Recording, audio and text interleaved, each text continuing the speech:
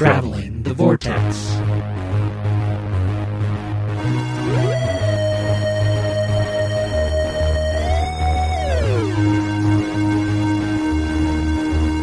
We've joined a doctor as he travels the Vortex, and landed episode number 247.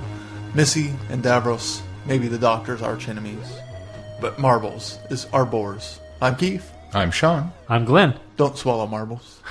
How are you guys? I couldn't figure out what you were talking about there for a minute when you said don't swallow marbles. Okay. I figured I needed to throw that in there. Marbles is our boars. Heck, a lot. I think the snake won up the marbles. Yeah, maybe, but he seemed to get over that just fine. Yeah, he did. I think had the doctor not saved him from the marbles or the splinter, he would have died. No, I think he would have survived. He wasn't really... he wasn't human anyway, so... Well, anymore. That's true, anymore, yeah. We don't know when that happened either. True. He's still a bit of an idiot. I thought so, too. Should we talk a little bit about Comic-Con? We're not going to talk about our panel much, but we should. That was one of the things we did this weekend. So let's talk a little bit about Comic-Con. Maybe not spend a lot of time on it. TOPCon. TOPCon. Not spend a lot of time on it, but... well, you guys were there Friday. So Friday morning we started. We met down there. I actually got there a little late because my mom was having car troubles, but I think it was only a couple of minutes late. And a meet and greet with about half a dozen people in the room. And just which I think would have been more, because if you noticed as it went on, more people kind of showed up a little bit later. I think. Well, you had two that showed way at the end, so we would have had 8. Nine, possibly even more than that. I think, quote unquote, drawing the short straw by having an 11 o'clock Friday morning meet and greet. Whovians are like, I'm not getting up at 8 in the morning. Well, no, we had 8 because the two guys that came in and talked about Time Eddie, and so then 2 more after that, so we would have had 10. It's half a dozen. Anyway. Half a dozen to a dozen. Half a dozen to a dozen. That's a nice range. Are you happy with that? Can I say that? I'll work with it. We had about a dozen. I'll work with it. Everybody was really, really cool about, we need to do some more stuff here in Topeka, and, thrilled to hear us, which was cool. And then, what else was Friday? I don't know, because I had to go to work. Oh, that's right. You left to go to work. We met up with Robert.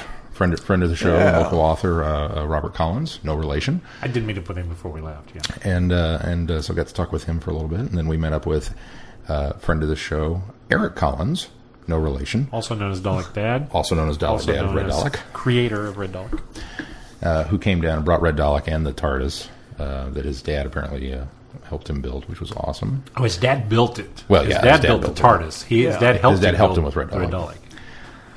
They called him Granddad Dalek. Yeah.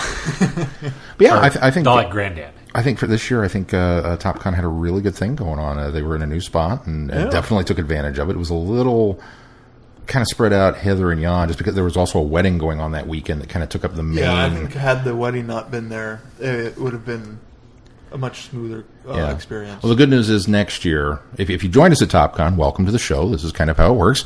And next year, they've already kind of announced that they'll be back at the Ramada, but they have that ballroom area. Because I think because they couldn't have the biggest ballroom, they had to split up the vendors into 2 different areas, and then have another panel room upstairs and then kind of a panel room downstairs. So very spread out. And I think next year, if they can keep it all on one floor, it will be a much more, I don't know the right word. I'm tired. Cohesive. Yeah, a cohesive convention. And perhaps the panels and the other events will be a little better attended. Yeah. Yeah, the first day was hard to find anything. Yeah. And they finally put some signs up the second day. Yeah. Second day, we did our watch-along, our Friday Night Who on Saturday morning, which was The Rescue, which was the Hartnell story where they meet Vicky.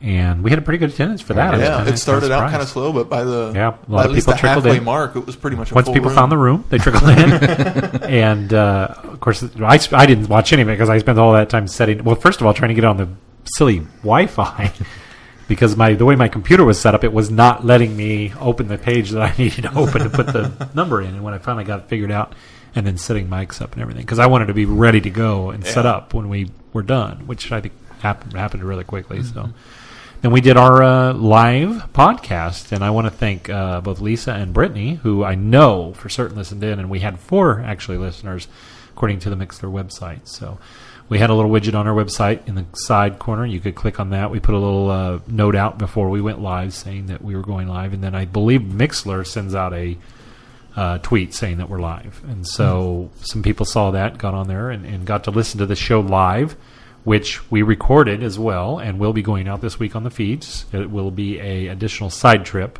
even though we recorded it as a podcast. I had forgotten we still had to do another podcast because we were reviewing The Magicians of Apprentice. That was the best thing. Glenn was all kinds of, no, we're done. That's it for this week. We don't have to record anything this week. It's like we kind of have some big things we need to cover this week. Oh, yeah.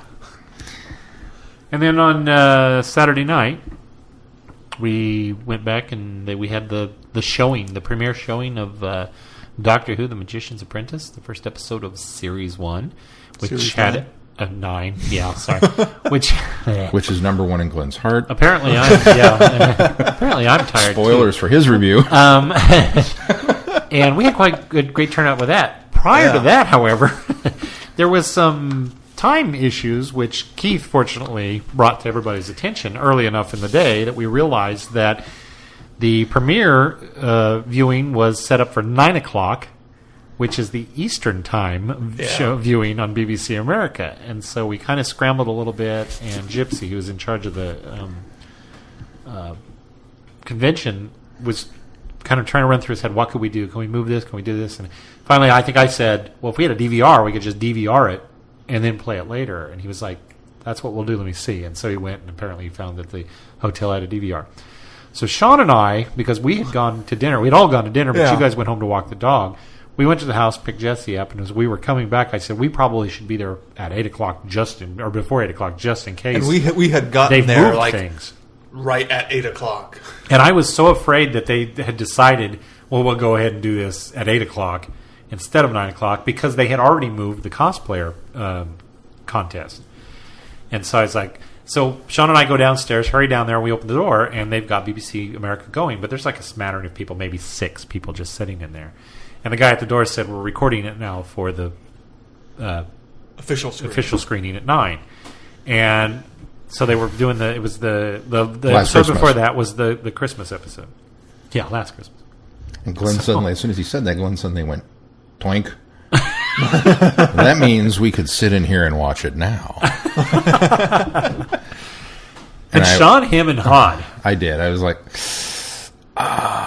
because of course, I mean, it was a no-brainer. I was going to watch it now, but it was like, do I want to watch it now? Do I want to watch it with a room full of people?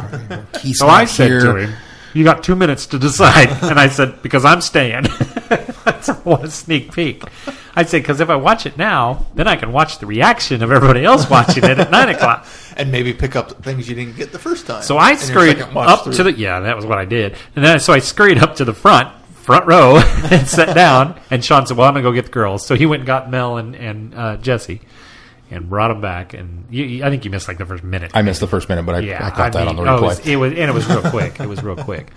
And so we all sat there in the front row, and Sean and I just kept going, looking at each other like, which is funny because then when everybody filed in the room, Gypsy saying, okay, no spoilers, because he knew there were 6 of us already in there watching. He said, no spoilers, and we sit down, and he handed out tickets. And Sean, I know it was after we got started, Sean looked over at me and goes, I feel like the kid that peeked at his Christmas presents before everybody else got to open presents.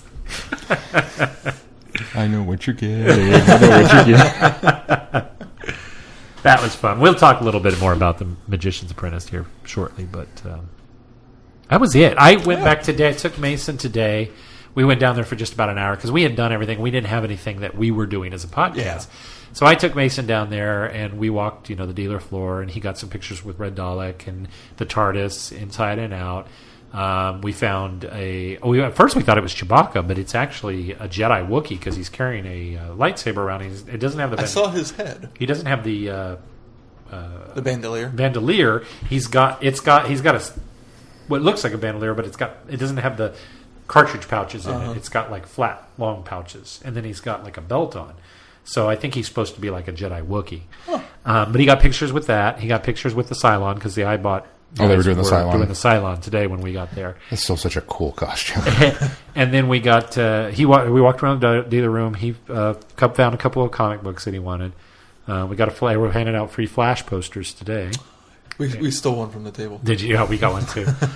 He picked one up and, well, legitimately picked one up because he paid. But well, Sarah did too. So. No, that's true. You got yours. She paid for today. Went downstairs, walked around, and looked at some of the stuff that was down in the basement. And we left. Yeah, I mean, he was done. I mean, we were like, an hour was good enough. Yeah. So we went by this afternoon for like 10 minutes because we got there probably 3:30 and it was pretty empty. Not a lot of people, and a lot of the vendors were already packing up too. So Saturday was a big day. There was a lot of people. There was a lot of Saturday was a really it was a good day for them. I think that was the day that everybody decided to come, and I kind of wonder if a lot of those people were people from last year that knew it was only one day.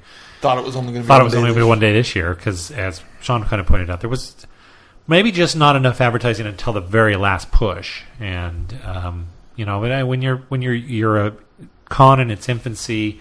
You got money constraints. And I think because we were sponsors. When I say we, the TV station was sponsors. I saw TV advertisements. Yeah, they got free TV advertisements and everything too. So I think it was a great. Having not gone last year, I think it was a great convention, especially for a second year one, trying to expand out to 3 days. There were small hiccups along the way, but they were very good about trying to adjust and compensating to make it work a little better and a little smoother. And I think next year it'll be even smoother. That's the one problem that I kind of go back to with 3-day cons is that you started everything off on a Friday morning, and of course, normal people have to work, and especially kids are in school, especially in a state town. But people are at work and kids are in school and everything like that. So Friday, you kind of anticipate being a little slower, at least until the evening. Then maybe you'll get a little bump, but you don't plan on much. Saturday obviously is always the big day, and it was steady all day long. And it was huge. And then, with Sundays are kind of, they could go either way.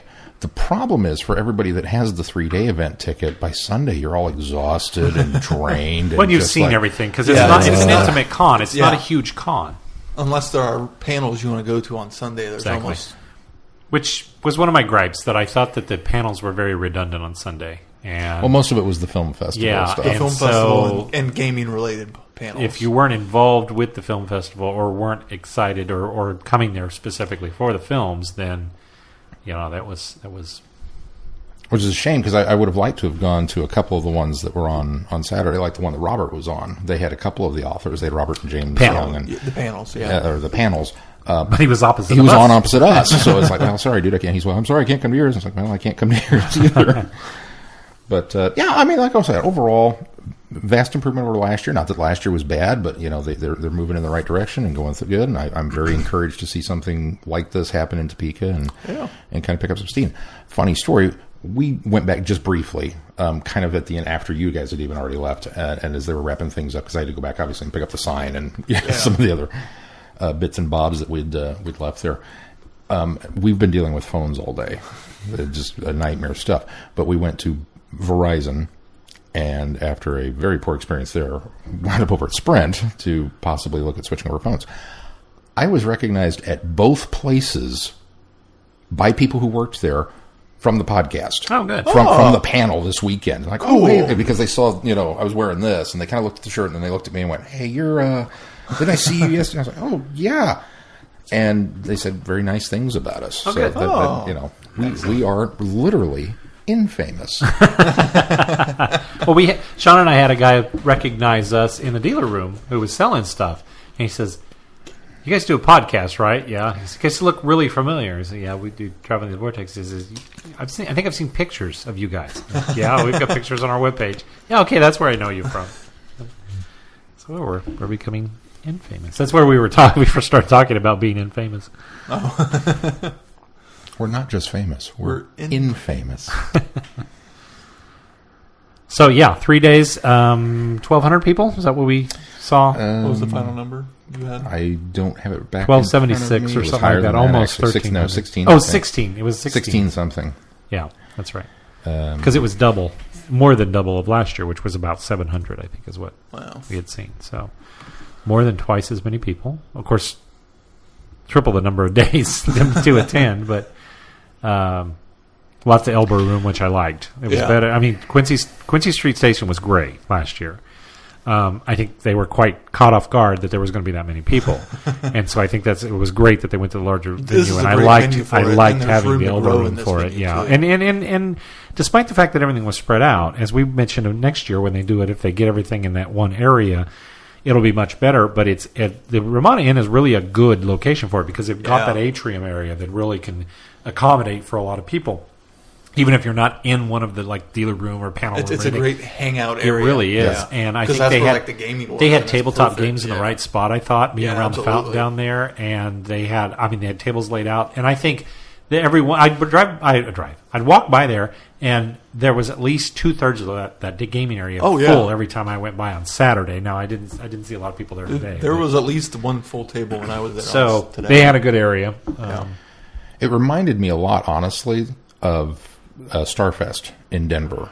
Now, obviously, that one was bigger, but as far as the kind of still small, intimate, one hotel, one setting, imagine if all of it was TOPCON and you had people hanging stuff from the railings over the atrium where there were banners and stuff like that. That's kind of the vibe you got from this. Now, if you crammed, 3,000 people into that hotel, that's a little more realistic for what they were doing, but it's just kind of got that same. So I'm hoping that we can get there and slowly work the way up the ladder. Once they get that big room, 3,000 people will be pretty easy to deal with. Yeah, absolutely. Yeah, really. And I think we all had a great time, and we want to thank Gypsy and Debbie for inviting us back this year as guests, and we hope to be able to do it again next year. We're all on board for certainly doing it again next year, and we'll look forward to it. So, absolutely. And thank you to everybody involved who came out and made it a success, and just a good thing. Yeah. Good on you, Topeka. Should we move on to feedback? No, we got news. Do you? I'm sorry. Kyle, why don't you? I'm going to quit moving this thing along because I always he's skip trying something. really hard. I want to talk about it. I want to talk about it. Yeah. Sorry. Well, first bit of news. There was no big news this week, right? No big news. No big news. It's not like Doctor Who came back this week. Or not like a staple of the show for the last 2 years is leaving or anything. Oh, wait. Say what? Somebody's leaving? Who's leaving the show? The BBC has officially... I hope it's not Missy. Did I telegraph something there? The BBC has officially confirmed that Jenna Coleman is leaving the show. They're not saying when, just during this season. And it's confirmed that she's already filmed her last bits. So, at some point in time in Season 9, it's the end of it. Now, if you've seen the episode... or this week, that might have been it. I don't think so. I'm willing to bet probably not. But. I'll have comments on why it's not the last we'll see ever. Well, we see her in the trailer for the full season, but it's true. Unless it's a flashback. Even if I hadn't seen the full trailer, I'll I can point out to why also. Yeah. So, what do you guys think of her departure? I'm fine with it. I absolutely love Clara. I think I have never poo-pooed her performance. I've never poo-pooed the character. I know you guys had some reservations. Now, don't deny it. You had some reservations back when they. What was the one with the spoonheads and the great intelligence? Oh well, that's just because we like the Victorian Clara so much. I Oswald. never had any sort of reservations about Clara at all, and I've thoroughly enjoyed her. That being said, had she decided to leave last year, I think that would have been a perfect point for her to depart. Even Christmas would have been a fine departure, too. When it was confirmed that she was sticking around, I was ecstatic because I thought, I'd like to see some more Clara Oswald. They were getting great chemistry, but too. I had already...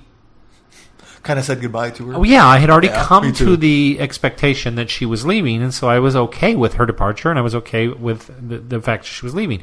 So now I'm already prepared for her leaving, so the news that she is leaving isn't it's not that surprising. Yeah, it doesn't. It's not as much of a gut punch as maybe it was last time that she thought she would leave the show. I'm so grateful that she worked it out and decided that she would go ahead and come back for another year because she did intend to leave last year. She said that. Even Moffat said that. She had intended to leave. They were... And so I'm so grateful that we're going to get more Clara.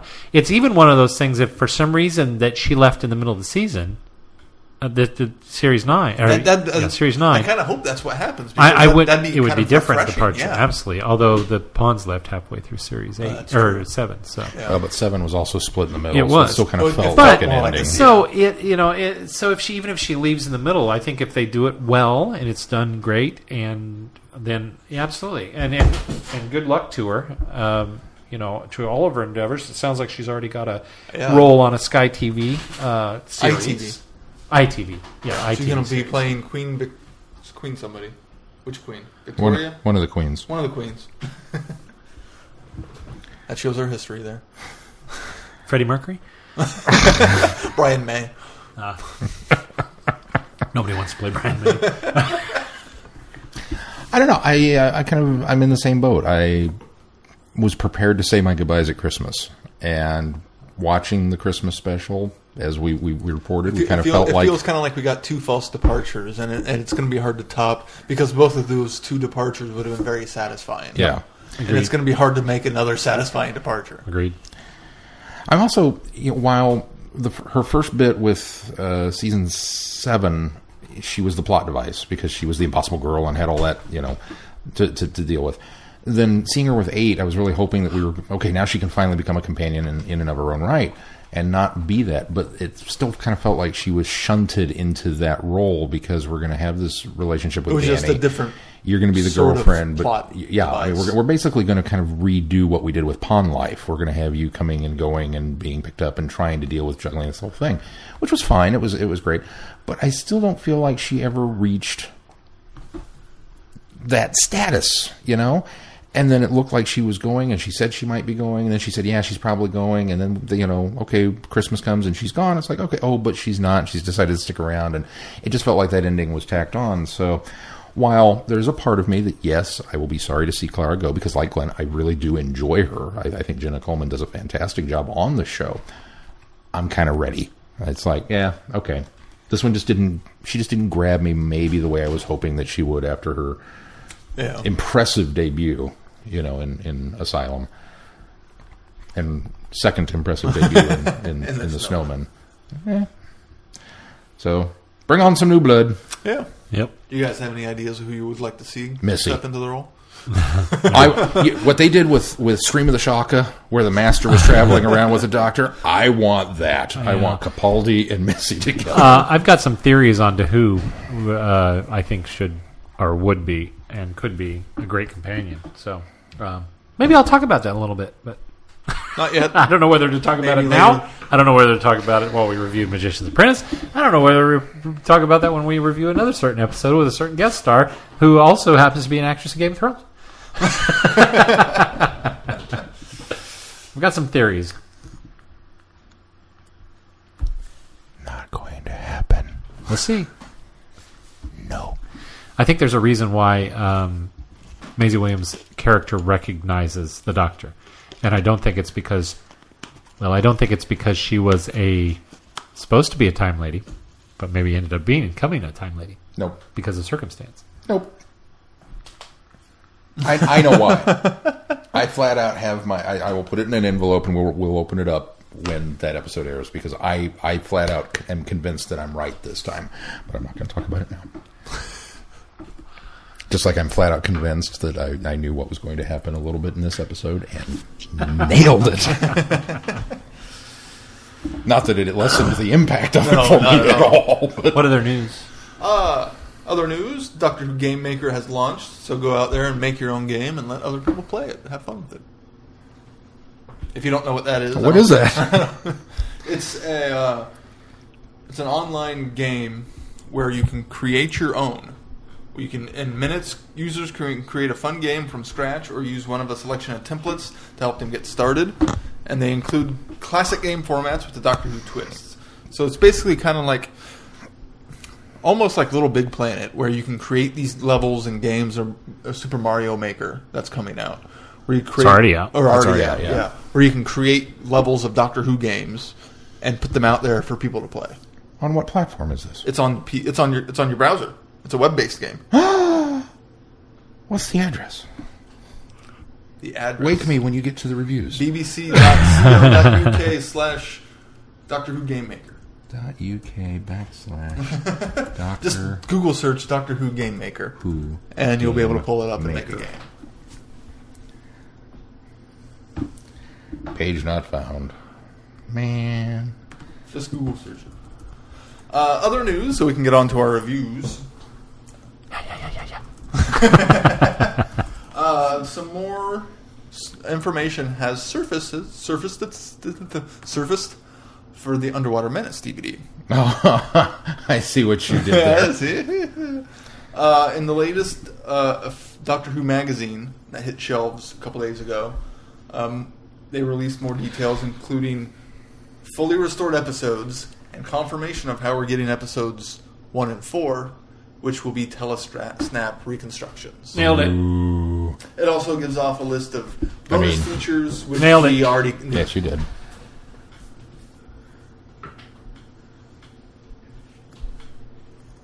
I mean... That's pretty much it. Yay! But boo. Yeah. And everything else that was confirmed by... Yeah, all the bonus features we already knew that even To Entertain, I think, had said long ago that they had done when it went on hold. And then our last bit of news. We've been getting a lot of Torchwood audio news lately. And this bit, for me at least, was the most surprising, even though if I'm not very excited by it. Now it's even more intriguing to me. They're bringing back a character on the show, on Torchwood. On the audios. On the audios. Tracy Ann Oberman is back. If you're questioning who that was... Susie? No. Oh. Jovan Hartman. Yeah. Torchwood 1 leader. Yeah. Yeah, and that died in The Canary Wharf Canary Wharf. leader. Yeah. Yeah, they're bringing her back for a story. Well, she was cyber converted, so we don't know that she actually died. Well, she did. She was shot by the Cybermen, but... Or not the Cybermen, the Daleks. So I'm assuming we're going to see a bit more origin of Jack's branch, of how he winds up going over there by her involvement. So this It's won't called possibly One Rule. take place past Miracle Day then? This will probably be early on then. I would assume so, because I don't see how... They could bring Susie back. All of the rest of them, I believe, that they've announced have been Okay, so planned to be set post Miracle Day. Okay, so here's the description. You ready for this? I bet they'll do a flashback sequence. I bet it all takes place linearly after Miracle Day, but then we'll flash back to the beginning. Ooh, it's also going to have Dan Starkey and Katrin Stewart in it. Katrin's Jenny, but not as their own characters. Right. Characters. It's been 3 weeks since the mayor of Cardiff was killed by a shop dummy, and the fight is on to see who will replace him. Yvonne Hartman is visiting the city to retrieve an invaluable alien device. She's in charge of Torchwood 1. She's saving the British Empire, doesn't care about local politics, but she's going to find herself caught up in that fight. There's a bloodthirsty alien stalking the streets, and there's a special offer on the all-you-can-eat Chinese buffet. It's the 26th of March, 2005, and it's the day that everything changes. Ooh. Cool. So it sounds fully set. Well, I'm much in the more past. intrigued then about Torchwood because I'd like to see some of that or hear some of that backstory. I think that's going to be cool. It will be released in December, so it's part of Series 1. And Jack still got his Vortex manipulator at that point, so he might pop around. He might. That's it for news. All right. Well, we don't have a Doctor Who Legacy Tip of the week. so we'll move on However, from the that. first episode for Series 9 has dropped now. I was going to... Oh, has it? Yeah, that's right. Sunday night. Yeah, I had I got a before notification saying that. I was going to take this opportunity to tell you that I'm done with Sonic Adventures. Finished that one. Done with that. That's your Doctor Who Legacy tip of the week. Catch up to me. I'm sure Time Lord Ben's already blown through everything. He's probably maxed out all his characters and everything already. That's the one thing I'm working on again now is just boosting everybody back up. It's funny you say that because Mel's got this thing where she's like, with a new phone. I've got to get this new phone. She says, "What am I going to do with my legacy stuff?" because when you switch it's still over, Android. it's still But Android. when you switch over, when you you switch get your over, crystals in your. it'll save your gameplay, yeah. but you lose all your stuff. And I You said, still get your progress for your character. I said, well, what are you going to do? She says, I think I'm just going to blow through everything. I'm just going to upgrade everybody. I'm going to blow through my whole lot and do it and just use it. Spend and it all. And I was like, well, yeah, do that. Absolutely. That's the smart thing to do. Yeah. So I think she's going to do that. do it wisely. I also am halfway through the season 2 of the expert levels, and I blew through the first 3, and I thought, oh, this is going to be piece of cake. And then I got to the 4th one, and I went, I can't beat this thing. So I'm still working out what team, because luckily now, for now, until I get further along, it's just the doctor that they assign you, and then the rest of your team can be whoever you choose. And so I just haven't found the right balance of team in order to do this one. So I'm halfway there. Well, let's move on to feedback. First up in feedback is Chrissy. She writes, back, not dead, never mind. Dear Vortex boys, before I get into my thoughts on The Magician's Apprentice, I just wanted to mention that I saw the little video Sean put together to advertise the podcast, and I love it. Thank you, Chrissy.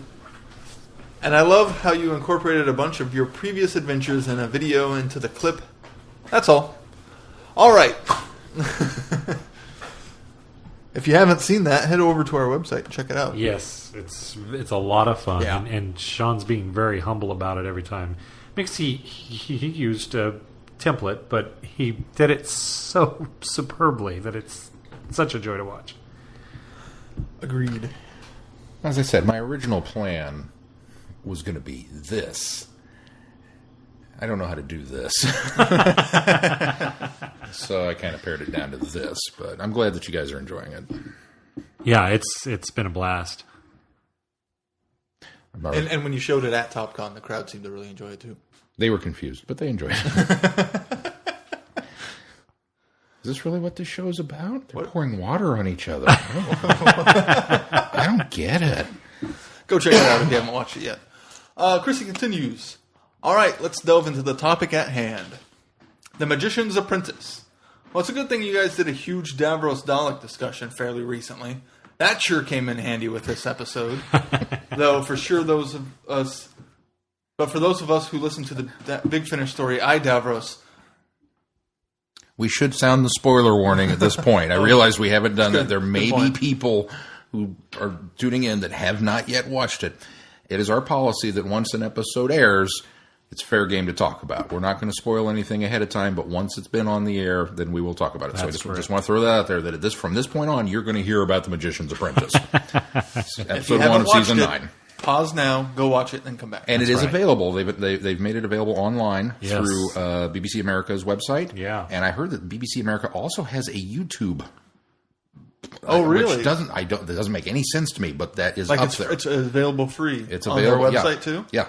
Wow. You don't have to be a member of the season whatever. They're throwing it out there so. it is free on their website, but it's also on YouTube right now. So go watch if you haven't already. Okay. Yeah. End of speech. Continue. For those of us who listen to the Big Finish story, Davros, I sure hope this episode doesn't mess up that continuity. Then again, continuity issues in Doctor Who? Never! Truly, the return of Davros was one of the best kept secrets. It was a complete surprise to me, but I managed to avoid too many spoilers going into this. So there's that. What else? Tons of callbacks, both from classic and new Who. When I saw the Maldivorium came up on the screen, I thought for sure we'd see Dorium again. Yeah, I did too. I did too. Alas, nothing doing. But there were lots of other alien species, so that was cool. Also, for the Shadow Proclamation, even cooler that they got the same lady to play the leader there. That was neat. Karn was good to see again, though it hasn't been quite as long since we saw the Sisterhood. And of course, all those Daleks, including blue and silver Daleks from the 1960s. I went back to look closer at them, and they look like they could be the original props from the black and white serials. The construction isn't quite as sleek as the new ones, which isn't a bad thing, of course. I thought of Sean when the Special Weapons Dalek made his cameo. I swear I could hear Major Squeen all the way from Topeka. You did. Yep. I tried to keep it in. I think I blew out an eardrum. The pressure just built up. As excited as I was to see the special weapons Dalek, I think the blue and silver ones were the squee factor for me. I would agree. Even though I'm not used to seeing them blue.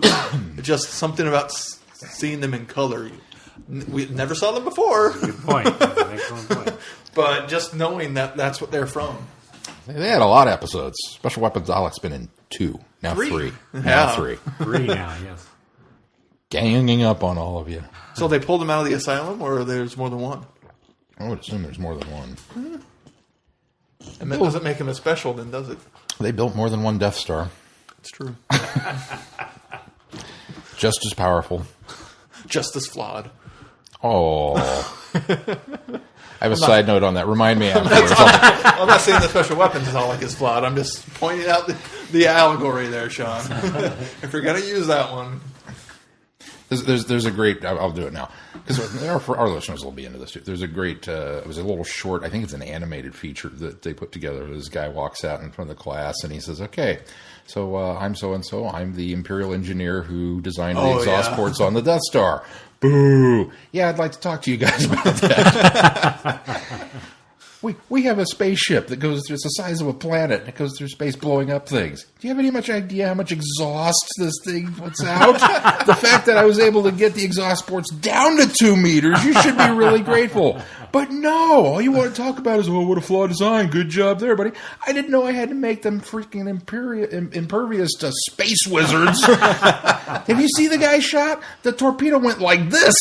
It went in the thing. It curved. Plus, it's an exhaust port. It's pushing out. But nobody told me that. It's well worth your time to look up. I've seen that one. And I heartily agree. Continue. I'm sorry. Anyway. You said heartily, right? Not hardly. Heartily. I hardly I hardly agree. That's not true. Anyways. Start using that. See if you can notice. I hardly agree. Okay. Missy is growing on me with this episode. I liked her well enough before, but this is where she really got to shine. There was so much added here to the Master's character and backstory, but done so there's still enough still that element of mystery. The fact that the Master keeps returning from the dead, traps are her way of flirting, being in the Doctor's oldest friend / arch nemesis, and she was slightly jealous of Davros. I won't lie, I laughed. I loved her explanation of hers and the Doctor's relationship, that it's beyond something reproductive urges, something or other. That felt like such a Stephen Moffat line directed at the people who come up with cracked out romantic subtext between the Doctor and the Master. Like, do most people not have a concept of friendship? And of course, that would mean something different with Time Lords. Again, there's a level of mystery and the idea that humans, even we in the audience, can't understand the Time Lord culture and society because it's so ancient and timeless, and it's beyond our comprehension. I quite like that idea, personally. I'm sure it'll tick somebody else off, but it appeals to me. Anyway, Missy's wonderful when she's being the Doctor's friend and Clara's guide. Though I'm waiting for her to return against the Doctor at some point, just because. Return of units. Good. They've got Clara's work number on speed dial, apparently. And Coal Hill School is okay with her taking off in the middle of a crisis. Okay, then. The Doctor's entrance in 1138 AD was amazing. Almost like they were trying to recreate Mad Max Fury Road on a budget. You know what I'm talking about, right? I haven't even seen the movie, and that's what immediately in my mind went. The Doctor's guitar should have been a flamethrower. Or Sonic something. Oh, there you go. Well, it was a Sonic something. Well, yeah, but, even more Sonic. There's more I could babble on about, but I want to get a few predictions in for next week. Clara and Missy aren't dead. They've been transported somewhere. What? Get out. Get out. They're so dead. Come on, Chrissy. I'm sorry to break this to you, but the Daleks used maximum extermination. Okay? They don't do that to just everybody. The Daleks don't just mess up and killing people. Yeah, regular extermination is like, okay, you turn into a pile of dust. But this was maximum. No dust. There was no dust. There was no trace left behind. These two ladies are dead. Well, if you look really closely, and when I rewatched it, I did a little frame by frame. The color change at the very end of the shot. Well, here's the thing: is a total indicator that they teleported. Even without stopping frame by frame, you can see it. It was the same phase shift we saw at the end of Death in Heaven when Missy goes away. Missy has escaped death by blaster fire once already. I don't buy it. I assume it's everybody is saying, "Oh, that was so clever that she just said, I'm not dead. Deal with it. I'm back, not dead. Deal with it." It was one of those things that I think a lot of people said, "Oh, Moffat's being clever there. He's just going to say, okay, we're just not going to explain it." But the thing is, this next episode will explain both instances, and I think I already understand how it works. And here's my prediction of how. Here's my other point. Before you do that, have you ever? You're going to go with the maximum extermination, but have you ever seen a Dalek vaporize somebody? Yeah, they turn colors and then. No, they don't. They turn colors. They get. You see the skeletal right. body, and then you see the body fall to the ground. Well, you used to. Now they turn them to dust. New series, they... When did that happen? Give me an example. Yeah, no, they always fall to the ground. David Tennant, when his doctor was hit, falls to the ground. Yeah, he just got glanced, agreed. But in all of Chris Eccleston's series, in Dalek, in all of those, in both of those season finales that we got, Daleks isn't there, body goes to the ground. They're not vaporized. Isn't there some vaporization in Day of the Doctor? No vaporization. I'm pretty sure there's been Hit, vaporization. Fall to the ground. You find it, and I will say, okay, you're right. But there is always a body after they have been shot. We'll put that on the homework list for this. No vaporization. Because that was what I thought, and then realized, oh, wait, no, that's classic Who that happens. No, it happened, and for sure in Eccleston's series. It happened when David Tennant was hit, and again, that can be explained away where he just didn't take a full blast. I keep saying David Tennant, the 10th Doctor. No one really got shot in Asylum. In Asylum, we don't see somebody actually get killed in it. No vaporization. It's boom, body down. That was my first thought. I went, Yeah, exactly. Okay, so I'm just going to call it now. Oh, yeah. It's the Vortex manipulator. Let's wait and talk a little bit more. And yes, I know, I'm sorry, you want to chomp at that, but let's talk about that in our review. Well, that was a lot for me, and I'll probably think of more as the week goes on, but I should wrap up and let you. Wait, you missed... Oh, wait, sorry. Transported somewhere like Rose and Bad Wolf. Like Rose and the Bad Wolf and Parting the Ways, Daleks involved in too. The Witch's Familiar probably refers to Clarice, and she's kind of Missy's sidekick, like Davros was the magician's apprentice. The Doctor talked to Tiny Davros about survival and such. That was definitely the beginning of Davros' obsession with saving his people by putting them in tanks. Wow, that was a lot for me, and I'll probably think of more as the week goes on, but I should wrap up and let you three get on with hosting the podcast. Take care, boys. Chrissy. Thank you, Chrissy. Thank you, Chrissy. Always good to hear from you. Yes. Up next is Kirk. Kirk writes, "Let's kill Davros." Vortex friends, hope you had a great time at TOPCON. I'm eager to hear your report. Well, Series 9 is underway, and I'm thrilled with its first steps. For me, The Magician's Apprentice worked better than any Series 8 episode. I spent the last season with the feeling that Capaldi and Moffat were struggling to find a mutual tone that worked. They seem to have figured it out now. Both of the episodes written after that last season, Last Christmas and this one, have felt much more in tune. I see what you did there, Kirk. That's funny.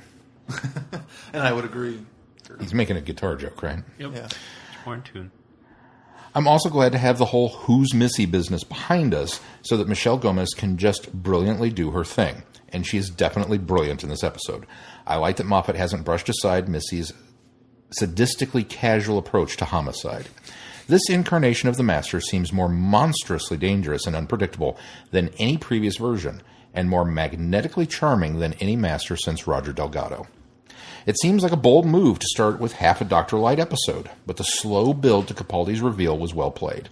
I enjoyed the fan service of the Shadow Proclamation and the Sisterhood of the Karn appearances, and I think they were handled in a way that won't leave casual viewers confused. Ironically, the scene of Capaldi's reveal was the one slightly sour note for me. Both the script and staging of the guitar and tank scene rang untrue and punctured my suspension of disbelief. Luckily, that didn't last long. We were back on track as soon as Colony Sarf appeared and revealed its true nature. The Doctor's dilemma, whether to save, abandon, or kill young Davros, is incredibly compelling. Moffat has brilliantly framed it. It's amazing that he can do such a deep dive into the continuity of a 40-year-old classic series episode and make it so gripping. And the cliffhanger conclusion was well done. I wonder, though, is it right to call it a cliffhanger when you actually see the characters fall off the cliff and die? Well, call me jaded, but I've seen Missy survive being vaporized before. I have a hunch that she and Clara will survive this. I spent Series 8 reconciling myself to the possibility that the 12th Doctor's era might not be for me. I'm happy to say The Magician's Apprentice was for me. I can't wait for next week. Kirk. Thank you, Kirk. Thank you, Kirk. And I agree, and you'll hear from our panel when we briefly touch on what we expect, that the fact that Capaldi has found his Doctor and what he's going to do is going to make this season even more elevated. Yeah, I agree. Up next in feedback is Holly. And Holly writes, The Magician's Apprentice. Hey guys, hope you all had a great time at TOPCON. Sure looks like it with all the pictures. Looking forward to hearing more about your adventures there. Series 9 is upon us. Talk about hitting the ground running with the first part of this two-parter. Where do I begin?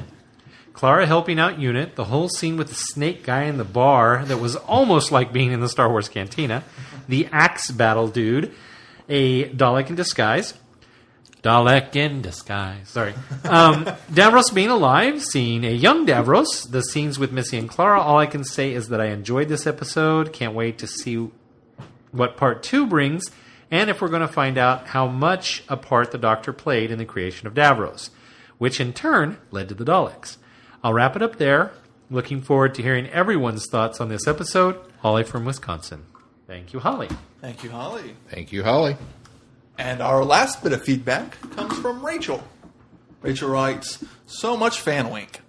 Dear Vortex dudes, I hope everyone is recovering from your adventures at TOPCon. I enjoyed seeing your pictures on Facebook and can't wait to hear about it on the show. To address the elephant, or is it tank, in the room, The Magician's Apprentice. Wow. I can't believe how much they were able to cram into one half of a two-parter. The Shadow Proclamation, and Ood, a Jadoon, Karn. I totally called going back to Karn way back when we got that trailer. Video of previous Doctors, Skaro, Davros. I'm sure I'm missing some, which is why I've had to watch this episode more than once. Oh dear, having to watch Doctor Who multiple times. At this point, I'm not sure I have much to say until I see how this story all plays out. As far as that thing that happened to Missy and Clara, by the way, the more I see of her, the more I'm falling in love with Michelle Gomez as the Master. We've seen that particular trick before, but I'll leave the speculation to the professionals. Until next week, Rachel. Thank you, Rachel. Thank you, Rachel. She was a bit of a late ad. I think Sean was surprised by that because that came in as we were podcasting. If you heard my phone over the microphone say emails, that was it. I'm just always surprised that I'm always the last one to get it. I think I had to refresh mine to get it. I have twice, and it's still not here. Huh. I'll let you know when it shows up, just so you can see how far behind I lag. It's the Vortex, man. It's just following me. It does everywhere you go. Email. That's why I don't respond to your text messages. They go through the Vortex. I didn't think of that. He doesn't get them until too much later. All right, well. The Magician's Apprentice. Sorry. Do you want to touch on the prequel of... Yeah, let's make him let's wait talk a little bit about not the prequel. This would be considered... The prologue part 2? Yeah, I guess you could say that. This was actually the... What's it, about 7 minutes? 6 something. Longer. That actually aired at the theater events, unlike the prelude that came out online a week ago. Then they released it. And you can actually see this. They released online it in the UK online. Region locked, unfortunately. In the US. So in the US, you had to see it in the theaters. Well, it did air on BBC America too. Oh, it did. Before it the must have been episode aired. earlier in the day then, because it didn't right before. Yeah, there were like 2 instances where it aired on BBC America. So if you've gotten a chance to see it, hopefully you have, because we're going to spoil it. Although I think the episode itself kind of just wraps everything up. Yeah, he talks about necessarily basically need everything. The digging of the well, the Doctor's meditation, the visitor center,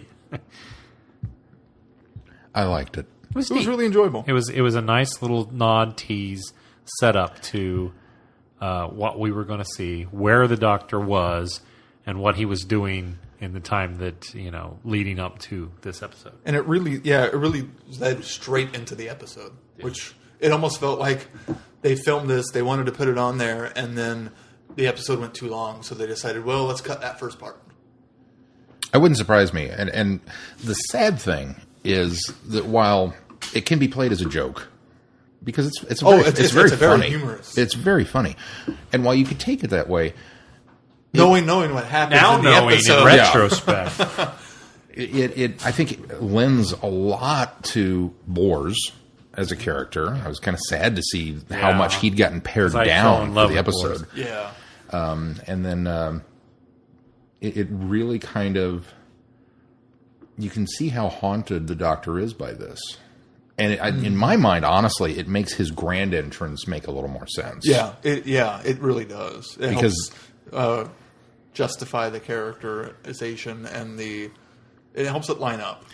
Initially, when I had to agree with Kirk, when I first saw it, as much as I loved it, I also thought it felt slightly out of character. It didn't feel like it's just not quite right. This helps justify it. It smooths over a lot of that for me. So. Yeah.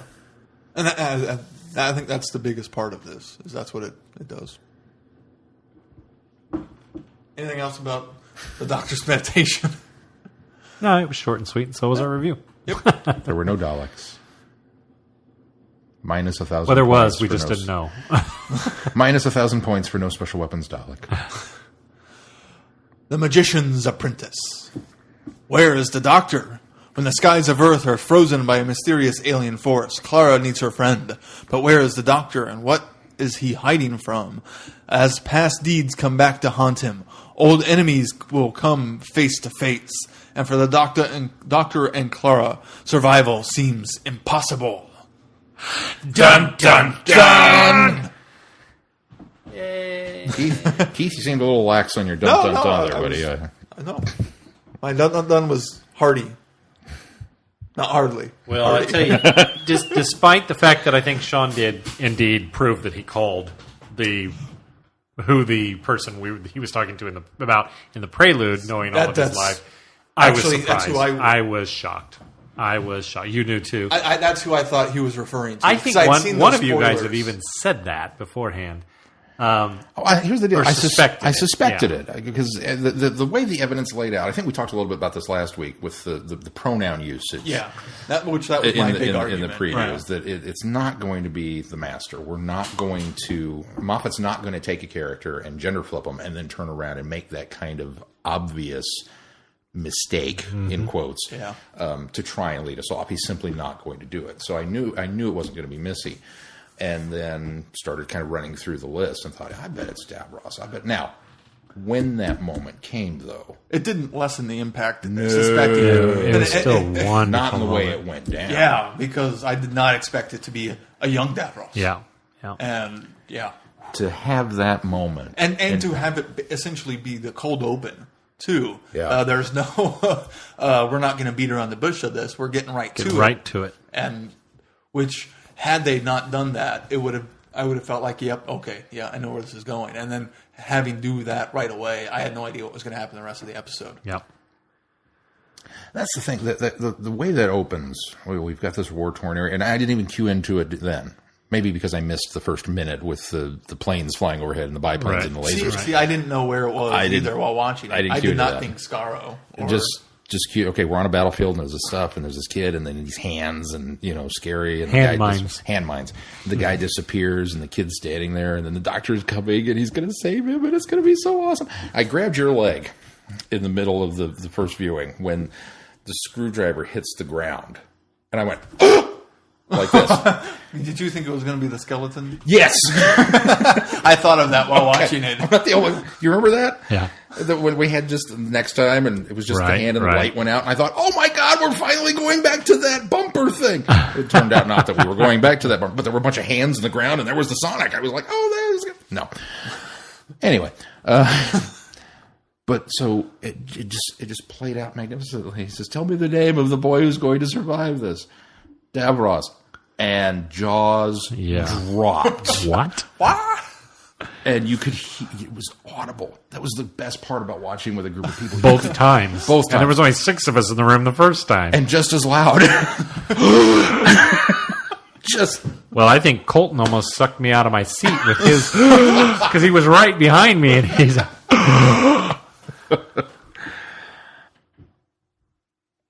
And then I held it because I was like, what do you... Oh, man. This open it's a slow rumble of a thunderstorm that builds into that immense thunderclap bang. Man, and then incredible. the bang is still preceding the rain. Yeah. We haven't got to the maelstrom yet. Yeah. This is just that moment. And the look on Capaldi's face. Yeah. Oh, he sold it so well. Nailed it. Nailed it. Just... And it was, I have goosebumps right now. Just I've seen it about 3 times, and all 3 times when I hear the name Davros, I just... What? And it's not just fan service. No. It's a complete... Yeah. I mean, as the episode unspools, it is a complete examination of what is regarded as the pinnacle. We've talked about this. This is the pinnacle moment in Who history. Yep. And I love that Capaldi essentially, it looks like, is going to be getting his version of that moment. He gets his Tom Baker moment, which so many doctors have tried to, so many other doctors since then, they've tried to do, and I don't think they've done it well. Oh. So good. So good. Well, how many times did you guys, skipping forward a little bit, how many times did you guys, did you guys go back and rewind the clips we saw of the old doctors to watch them more than once? No, I didn't. I may have. So I also wanted to make sure, because I did see more of them this time. During the first screening, I thought I missed a couple. I definitely heard 4, and I definitely heard 7. Yeah. And then 4 again. But it wasn't Unlimited until I rice rewatched pudding. it and then kind of caught a couple and then rewound it and then watched it again. David Tennant in there. There's and Davis. There's It starts Colin with Baker in there. It essentially goes in order. It goes Tom, Peter, Colin. I didn't hear Peter. Sylvester. It's a very quick. Let's go out of order, Keith, because when you watch it, Well, okay, it might they go have the Sylvester. images in the background as well, and I didn't realize the first time I watched it. Second time, I caught some of the Well, you images don't on the see it monitors, on all of them. but the last one to speak is definitely Colin Baker. Okay, and so that it was might- way okay, it after must not- yeah. Unlimited Rice Pudding. So. but then there's also the 10th Doctor in there too. Yeah, that's what I'm saying. I saw here. I missed. I missed Davison. I missed. You the don't fifth see Doctor. him, you only hear So him. I heard 4, and then I heard 7, and then I heard 10, and then I heard 6. So I missed 5 out of there, and I think that was it. 5 was like the second one. Was it? Okay. Yeah. I didn't hear him. And I didn't catch him on the monitor until... I heard 4. I heard 7. Yeah, you only 10. see 10 and 6 in the monitor in the background. Yeah. Well, of course, And you then- see and then 4 you- at the very at the very beginning end. there. Yeah, very beginning. And in. Afterwards. Well, yeah, because we get more of that speech, yeah. Okay, so And that was such a great usage of those. Oh my gosh, that was so good. That's another instance of bringing it above Fanwink. yeah. It elevated it to a essential part of the Well, story. and for people that have never seen the classic series, especially Genesis of the Daleks, to give us that good chunk with some reference was really, really, could've kept really going well for done. me. It was really well done.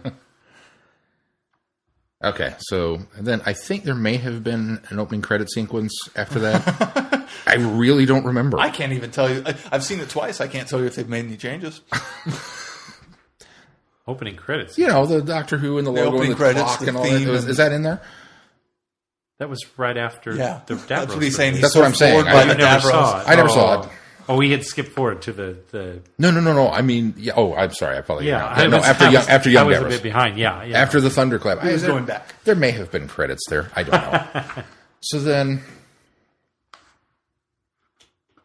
montage, right? All those places. That was the next bit. Yeah. With Okay. Snake Guy, whatever his name was. He went to Moldavarian, Which Then I he was went so Shadow Proclamation. Bring it on, bring it on, bring it Then on. He went and he wasn't to there. Karn. Yeah. The Shadow Proclamation was cool, and bringing back the actual Which Shadow is- Proclamation lady. Yeah. Which is cool, Well, especially since the only time we've seen her was the last time we saw Davros, too. yeah, exactly. She was in the Stolen Earth. Yeah. That's when they're there, and Donna brings up the point of the bees, and then he realizes how brilliant she actually is. We can follow that trail. So Yeah. But so that was all. I thought I agree with Kirk. Very well done. It's a little fan service, but not really. I mean, it's important for the course of the plot. These are big population centers in a way, or at least well, and the nice thing is politically important centers in and the new universe. The nice thing is it's new series stuff too. So if you've been at least on the new series since series 1, then you got a little bit of reward there as well, just as a new Who fan. So you didn't even. So it's almost fan service, but better for new Who viewers, which I really appreciate the fact that Moffat's saying, "Hey, we're embracing everybody here."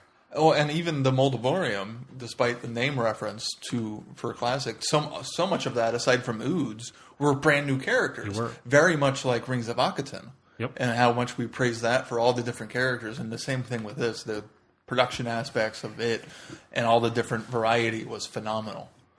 So they could have very easily gone into the wardrobes department and gotten the old costumes of a bunch of different monsters. Kind of like that space bar that we see Jack at the end of time. And they didn't. It was a bunch of new stuff. Yeah. Well, still paying homage to, we got a Jadoon, we got an Ood, we got the name drop of, So there was still stuff there, which was just great. No Slovene that I saw. No adipose either. So then we get back to Earth and Clara, and she's teaching, and okay, that's cool. We get Unit, that's all cool. And then Missy. I thought that the teaching thing was interesting, especially that she's hammering home Jane Austen again, which I thought was funny. But has anybody gone to check? Is that the same outfit in the pictures from Day of the Doctor? I still haven't. Well, when it comes up on Friday Night Who, we can take a look. Right. What was the deal? Why was it so cold in the? I'm assuming I wondered that on the second watch through. Clara's breath, and I thought maybe there's a reason why I'm seeing Clara's breath, and I'm not seeing anybody else's. And then suddenly I saw, very briefly, you see Kate have the cold breath, and then you definitely see the other scientific advisor lady, the new lady. Yeah, the new lady with the cold breath. So I didn't notice that. Yeah, I thought, not Osgood. Why is it so? Yeah. That's her name. Why is it so good? Why is it? I mean, they're in the Tower of London, but And they're underground in the Tower. You'd think when you convert that to a unit headquarters, you put some heating in there. Maybe it keeps them on their toes. I don't know. Well, and then I honestly, even after having watched it the first time, when I so noticed the breath the second time, I kind of half expected where they're piecing together this mystery of the planes for one of them to turn. No, that's not the question. The question is, why is it so cold in here? Yeah. Because that almost felt like you could do a whole nother story arc on that business. But and when Missy's message came across, even the first few words, you were so fine. I knew exactly what went, it was. oh, I know who that is. And mostly because I had just watched Death in Heaven and she sings the song, Missy, you're so fine, you're so fine. So as soon as that came up, I went, oh, I know who that is. Caitlin didn't get it until it said, hey, Missy. And then she goes, What's great is no one but Osgood heard her sing that too. Yep. So it was but they didn't even realize right away who it was until it said Missy on there. Exactly. And that's what was brilliant about it was the fact that it wasn't, nobody would pick up on it. It was more of because the only person that would is dead. It was more of a moment for the viewer than it was the characters to pick up on that. So then, and then Capaldi plays that on the. No, he plays Pretty Woman. Yeah, it's pretty well. No, he played that for Clara when Missy's up there and he's getting ready to bring Missy down. He plays. Oh, okay. He plays Hey Mickey. Yeah, listen real close. It's Hey Mickey. It's just a quick bar, but yeah, he plays Hey Mickey. Right, Hey Missy in that case. Yeah, okay. Because he plays Pretty Woman, and that's when Clara comes down. And then when I think he nodded to Missy, and Missy comes down. And then he starts playing it as she comes in, and he says, the Wicked Stepwoman, and then everybody hisses, and I mean it was so pantomime. I loved how they kind of incorporated that whole pantomime style there too, because she even does the thing with the plays right into it and just feeds off of it. I loved that. So cool, so much like a pantomime. So then we run this algorithm. Or no, wait, back up. I'm jumping ahead of ourselves again. Okay, so we get unit, and then we go, and we're going to go meet Missy. And Michelle Gomez, and I'm back, and not making a big deal out of it, and yay. The scene outside where they go to have coffee elevated Missy beyond anything we had seen or hoped or glimpsed at. Yeah. We've seen her bananas. We've seen her... Oh, she's still bananas. Well, she's still bananas. She still conveys that she's still bananas. has the great blend between Sims and Delgado. But, well, see, this balance. is my complaint with Dark Water, Death in Heaven was that I wanted She was just always crazy. She was always crazy. Yeah. I wanted more of the Delgado master and less of the more cunning, Sims less master. silly. And sitting down at that table and the discussion bounced through all of the different master takes. Yep. Oh, yeah. I mean, it was like watching a mental game of Pong. Right. What kicks that whole Delgado style off is the fact that she requests snipers. Yeah. 3 on each of my hearts and 2 on my brainstem. And because she knows that the only way anybody's going to trust coming there is by putting Missy in a situation where she has no choice but to discuss rationally what she wants. And so that's very Delgado. That's very cunning. That's very, I have something and I'm going to put absolute trust in myself. Yeah. And also a very important bit of business there that may have slipped a lot of people during that discussion is the end of that statement when she says, I need 8 snipers. What do you need 8 snipers for? Well, you'll have to take me down before I can regenerate. Oh. Meaning she has the ability to. Right. This isn't a stolen body. That puts that whole argument to rest. So just thought I'd throw that. Anyway. But the way the whole scene played out was just mesmerizing. Oh, yeah. Michelle Gomez's performance was outstanding. I think even Jenna gets a lot of Jenna Coleman gets a lot of credit as well because they played back and forth off of each other really well. And I love the fact that Jenna comes in all cool and calm and collected, and when Missy's saying, I can't find him either, and she says, well, that happens. And they're having this whole discussion. Skepticism of them. And when she says, so what, you're good now? And Missy pulls out the thing. Boy, that was the wrong thing That's to what say. she said Scottish. No, I'm not good. She does it in that very Scottish. Good. I'm not good. And but that's the other thing. Brilliance of this is, while I hate to see anybody die, it did really convey the message that I haven't changed. I just have a different mission here. Yeah.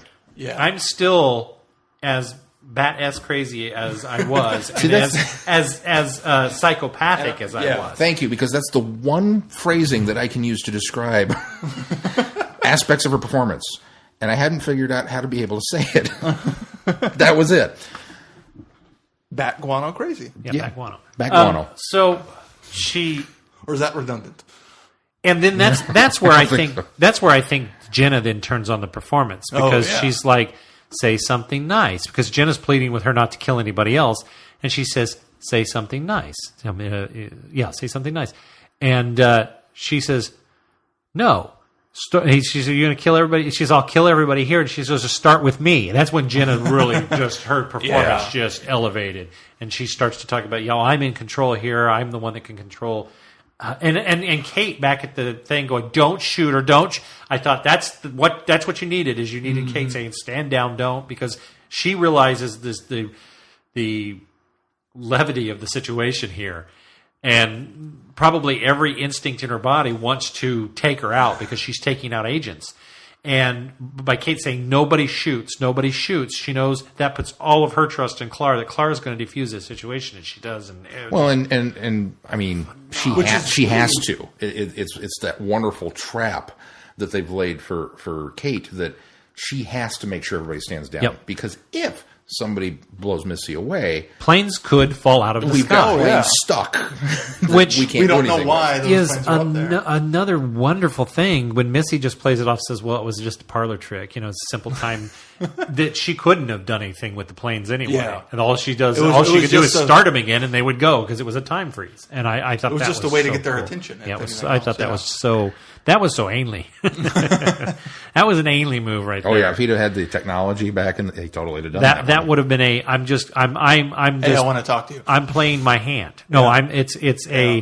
I have to use something that I know I have very little power to do, but I can make it look ominous. And that's what they did, because they talked about the fuel, they talked about what would the targets be, they talked about the number of passengers, all of that. Which I was going to wait to bring that up, but since we're on that, love the episode, fantastic, great, knock it out of the park on the first one. Not without its problems. Now, the first time I watched it, I was just overwhelmed with the, Of it. and how awesome everything was. And then I thought to myself in the 2-minute break we had between getting things rolling, I was like, am I in love with it because it's Who and it's back and it was awesome?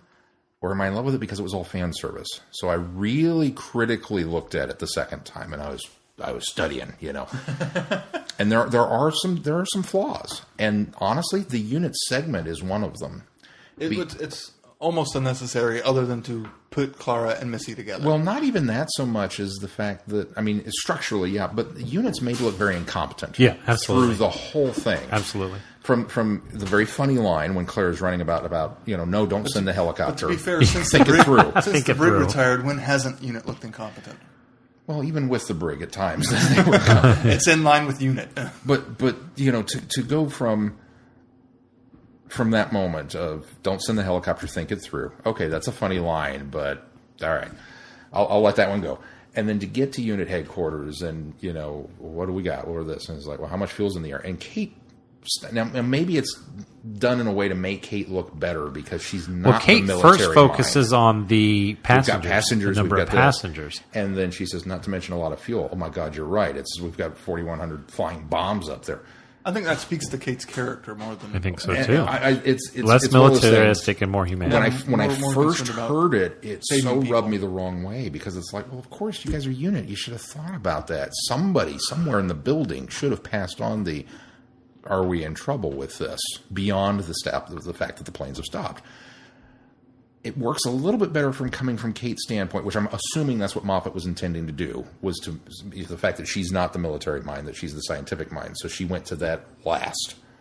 But it still made kind of the whole organization, And then the algorithm that they use when they come up with, well, we've got this thing, and Dr. Crisis Blue points. Box, and we're going to do all this. And it's kind of like, I don't know. It just See, the whole I like sequence that kinda from the seemed a little aspect off. is they were thinking from then a scientific issue. You can find him based on crisis points throughout Yeah. time, and you can pinpoint where he would be.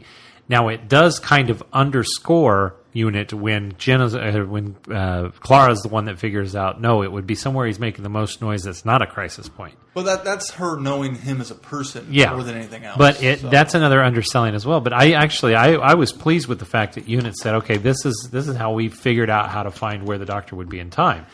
Perfectly fine with that. And I like the fact that I enjoyed the fact that Jenna knew him well enough that, Clara knew him well enough that, it would have been someplace where he'd be making a lot of noise, but it wouldn't be a crisis point. It'd be someplace, safe, that it wouldn't be.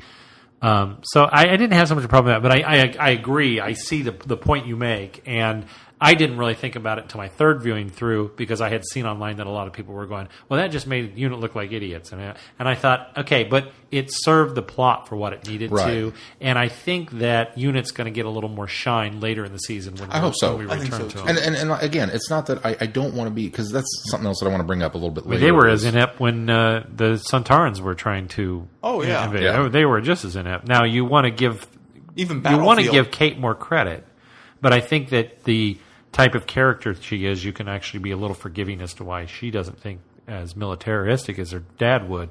She thinks very scientifically. Well, it also and fits in a way, humanly. too, that Kate would step in after the Torchwood debacles. That we'd had this other organization that was out there to kind of fight back, and that maybe they went we're going to kind of distance ourselves from that. Yeah. We're going to go out and find somebody specifically who maybe has a little more scientific background. Oh, look at this woman. Look at Miss Stewart. We can, do that, and she's still got the lineage, but yet, okay, yeah, let's do that. So you can kind of see maybe some of the political machinations that are at work too. It doesn't bother me, but I could see why people would be bothered by it, especially thinking back to Dark Water, Death in Heaven. Half of the time in that, she's very military-minded and she's competent. She comes across militaristic. Yeah, she knows what she's doing. She knows the plan. Bam, she's doing it. We're going. But then when you really stop to think about those two episodes, and how heavily she's depending on the doctor, and them not questioning everything about the Cybermen going up, et cetera, it's still in line. Which, quite frankly, goes all the way back to the Brigadier, in the same sense that while he was very militaristic, they very much relied very heavily on the doctor, and she does the same thing. And so I can forgive it. I can too. I think people are trying to elevate Kate to a higher level of thinking. And I think that she's very much in line with the way UNIT has been treated through all of Doctor Who. So, yeah, no, I'm not denying that, because there are obviously moments with, especially in the Third Doctor's era, where they come up against something and UNIT's first reaction is, well, let's go shoot it. Yeah. And the Doctor kind of rolls his eyes because it's not going to work. Save your ammunition. Yeah. But, well, we're still going to try. Bam, bam, bam, bam, bam. Well, you were right. It didn't work. What can we do now? I mean, you get those kinds of moments all throughout the Third Doctor's run. But I still like to think of UNIT as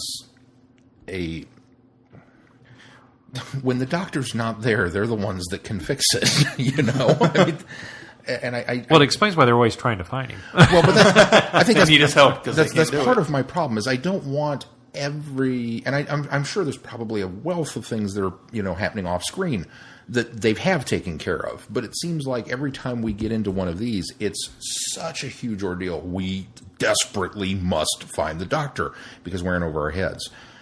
And I just kind of would like one competent, we got this, now let's go find the doctor. Yeah. Throw them a bone, let them have that solution that they've taken care of, and then we can deal with the overall arching picture. I don't know, maybe that was just it. But it's not a big deal. But it's a little hiccup in that. And I think the scene also plays coming off of that thunderclap that we then get into kind of normalcy mode with Claire and everything. Yeah, that it feels like it's slumping just a little bit during that segment of the episode. It's not that it's bad. It's just the pacing seems a little strange right there. But I digress. It's your breathing area. Yeah, that's true too. Is that maybe that was done on purpose to give you a chance to recover from the shock. I like that Missy transported them there with the Vortex manipulators, and then just went to the classic line of how did she describe it? Messy time technology. It just was like, everybody knows it, but sometimes you got to use it. That was good. We talked a little bit about the confrontation there in the arena after the Doctor plays this phenomenal So what about his entrance? The tank. At the time, it did feel a little out of character. Like, really? Why the tank? He seemed very Matt Smith at this point.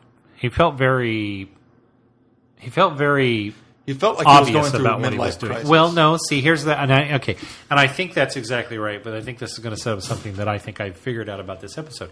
Is he had to have the guitar, he had to have the tank, he had to teach people the dude. He had to do all of this stuff, and the reason being is because that was his way for Clara to find him. He's doing this all on purpose. He's not doing this because he is really going through his meditation. He does not expect to be dying. I think this is all sleight of hand. This is why this is the Magician's Apprentice. He does that grand and bold because Missy even says, okay, we look for the smallest, tiniest anachronism. She says, anachronism. We look for the tiniest, smallest, and the tank comes in and the guitar is going and she goes, anachronism. She's even surprised as he's being so bold. She's looking for something small, and he's making it as grand and big as possible. He's not going out with a party. That's not what this is, guys. And so that entrance was, and and you're so wrapped up in the moment. You're like, yeah, there's something. It must be something dire if he's bringing a tank along and making jokes about, I ordered it for my fish, and nobody's laughing, and he's like, I ordered it online. So you're sitting there going, okay, I get the joke because nobody else here does, but I get the joke. He meant to order a fish tank. They sent him a tank. Well, the reason that he didn't know that he was getting a tank because he ordered it online. That's totally something somebody would do. They'd get on the internet, they'd buy something thinking they were getting one thing, and because they ordered it online, they end up getting something else. It was such a brilliant little moment. He's doing it on purpose. He's doing it to draw himself out. He even bringing the Clara and Missy there, knowing that that they were going to be followed, that he would be found that way. Mm. The Magician's Apprentice, and the title of this is not Clara. It is not Clara as the Magician's Apprentice. It is Missy. Missy is the Magician's Apprentice. This is all a setup. That's why he was not surprised that she was there. That's why he believed that she was not dead. The confession disc. Yeah, he sends her the confession disc, not Clara. This Knowing is that she all would go sleight to of Clara hand. to help And where find this them, is all set up is the card in the prequel thing that we got in the special event. Is he's setting it up that he's doing magic. He says, where did the card come from? But he's making it sound like he's not a very good magician because what's his name? Bors figures it out. He's you had it. Yeah. Anyway, but then he keeps calling him magician. This is all a setup, all the way down to Missy being the deception. When the doll. No, okay. Let's talk a little bit before we get to the part. I absolutely love the fact that as he's walking out, he says to Missy, "Gravity," as he's getting ready to go see Davros. I loved the interplay between the two of them. I know. Like, duh, I'm not stupid. I've got this figured out too. I'm not one of your And they go through the whole gravity thing, and she's threatening to open the airlock. Well, as soon as the gravity thing's dropped, I realize they're not on a space station. So I don't think Clara's in any sort of danger, even though Clara does. But she doesn't seem to react like she thinks that Missy would kill her. But I like the fact that Missy goes through the motions because that's very Missy-like. Yeah. This might be the day that I kill you. And she starts to open the airlock. The first time I watched it, I thought, oh, now we're back to Guano Missy. And that's what's intended because there. Well, maybe today's the day I kill you. But was it the second time I watched it? I realized how subtle that actually is. Yeah. That she's still thinking it through. Yep. And I love the comment about Now, I don't think Missy knew ahead of time. She's not entirely sure. That's just it. So Missy doesn't know ahead of time that they're on Scarrow. Because no. That's another fine Michelle Gomez moment is when they walk outside and she's like ground and she's figuring it out and piecing it together. Clara says, "There's a floor." And she goes, "No. It's ground."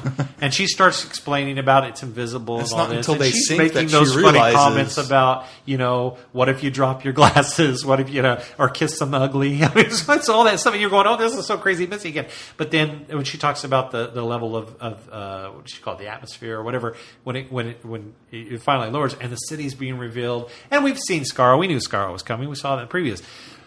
But when Missy realizes it's Scarrow, there's a look on her face like, oh no. Oh, crap. Well, I know where we're at now. Let's put this in perspective. This is where it all began. Last time she was there, she was put on trial and vaporized. This is not going to end well. But the subtlety of that moment when she reaches back and maybe this is the day I kill you, I realized how she's really not sure. She thinks she's figured it out. Yeah. And I love the bit about the gravity has the... she's 80% sure, but there's still 20% right. out. Yeah. Well, I mean, because even if they are on a planet, she doesn't know it's an airlock. Yeah. It's called an airlock for a reason. I don't know what's on the other side of the door. But the act of today might be the day that I kill you, click, because I really don't know what's out here. And I loved how well put together that was. But going outside, and even her look on her face when the Daleks, when she says it's Scarrow, and the Dalek says that's right, and they both turn over with this great face, and Missy is scared at this point. Missy is scared for her life, and that's what that moment needed. Absolutely. That needed the gravity of that moment of Missy realizing, uh-oh, we are in real trouble here. Well, and you can tell it too. And the doctor sells it too. Yeah. Scarrow, you brought me to Scarrow. So it was, and then his instant concern for both Clara and Missy. Yeah. But then again, and then once they get to the Dalek area, I think this concern for both of them and the pleading and don't kill Clara, it's all calculated. I think this is part of the illusion.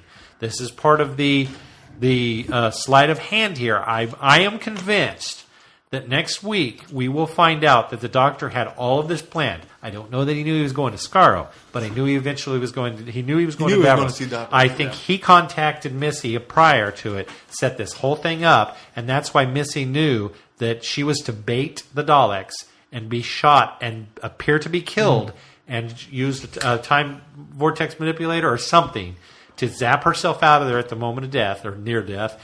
And make sure Clara got pulled out of there as well. Because both of them are slaved. Yeah. No, did you wanted to talk about, is that what you were, that's the slaving? Yeah. Which is why Clara went too. And it's not at all unlike drug. Missy to leave Clara, despite the fact that they're slaved together, that they both didn't instantly transport, because she's got to sell it. She's got to make them. She's going to wait. Okay, now died. Yeah. Now the next episode is called "The Witch's Familiar," yes. And you know what a witch's familiar is? It's not just the animal that follows a witch around; it's the spirit animal that's attached to the witch. Yeah. And now Clara is the witch's familiar because she's going to have to be. She's already been before teamed up now with Missy to help this ruse that the Doctor has put on.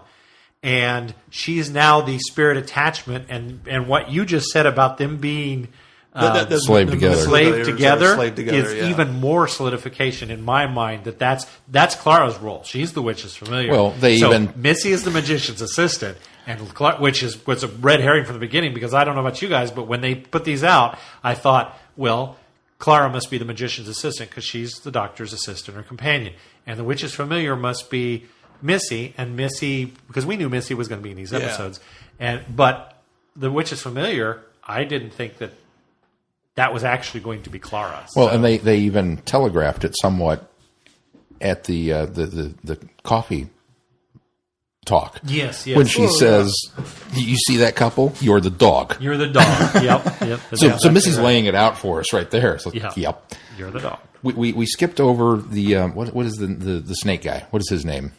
The colony or whatever. I didn't catch it. Sarf colony. Sarf colony. Colony Sarf. They kept saying colony Sarf. Because he really is a colony. And it didn't dawn on me until of snakes. Oh wow! When his face, and at first I was like, it's kind of a reptilian snake mask thing. That's okay makeup, I guess. I mean, the ridges are a little different, but but when it goes.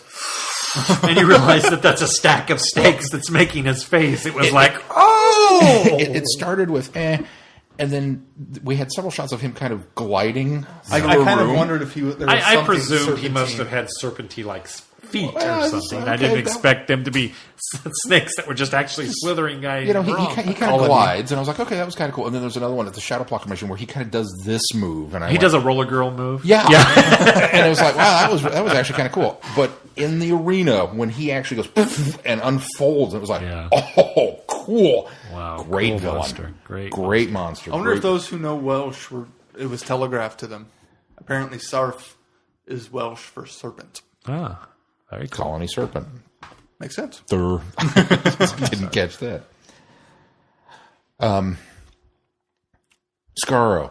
We knew that it was coming at some point because we speculated. I still that it was did not expect them to walk out of that what they thought was a hospital. I thought it was space station and actually be on Skaro. I was tipped off just a little bit when they lead the Doctor out. And he gives the gravity bend. You saw the door going. And the doorways. And it went. And I went. When we were watching the second time, and me now knowing that they're on Skaro, he leans over and goes, "They even got the doors right." And I thought, oh, how did I miss that the first time? It's kind of like the window stuff from Dark Water, Death in Heaven. Yeah. Which is funny because put together, it wasn't until I want to segue just a little bit because it wasn't until this time that was telegraphed through that whole episode. It wasn't those doors; they were everywhere. They're behind the guy that the welcome the checking guy. There is a picture when he's talking to Danny and getting him signed into heaven, quote unquote. There is a picture. It's just a black background with the circle and the small circle, which is the 3W symbol. So that's there long before we see those doors. Oh, yeah. When you get into 3W in the visitor center and you're looking at the mausoleum, and then there's 3W written around it is the circle and the thing, which is supposed to be to throw you off that, this is just their company logo. Yeah, company it's logo. not a big deal. Like something. And so, so I'm already seeing all these because I know to look for the eyes. I've seen it a few times. I'm looking for I know to look for the doors now. That was after that got past me the first time, and you guys pointed that out, and I went, "How did I miss that?" Then I realized that there's a lot more to that symbolism, and I thought, this was telegraphed so much earlier than those doors closing behind the doctor walking out, going, "I feel like I'm missing something here," which is the obvious. Yeah. Well, and the doors were done better in Death in Heaven, Dark Water, Death in Heaven, than they were in Empire of the what's the Daleks in New York? What's the name of that one? Daleks in Manhattan.